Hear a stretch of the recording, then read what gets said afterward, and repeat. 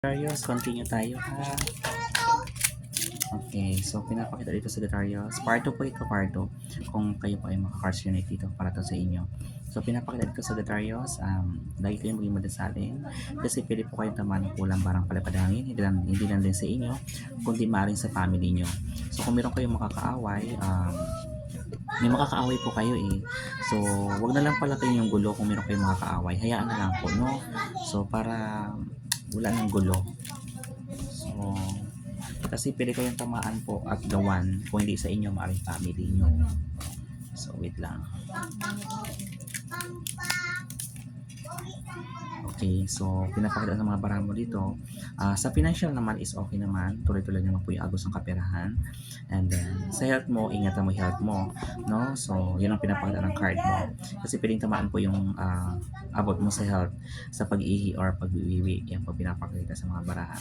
So, ingat ka rin po no, sa mga bawat pupuntahan mo kasi mayroon kang makakasama ng mga taong may alam sa kaliwa.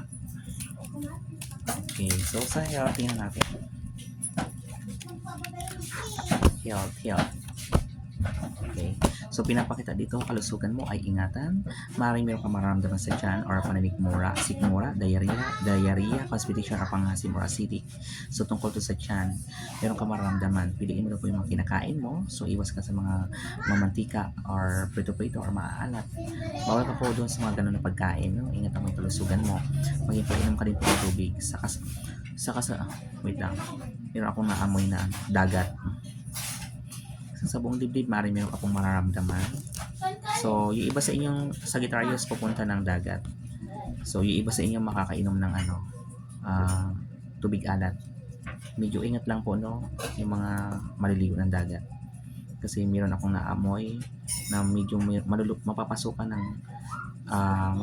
ng tubig alat yung ilong. Naramdaman ko to, Sagittarius to. So, ingatan ng ulo, buong ulo, mukha, kilay, mata, ilong, bibig, labi, dila, ngipin, gilagid at likod ng ulo at buhok at anit. Yan ang pinapakita dito. So, ingatan yung sarili nyo. So, wait lang.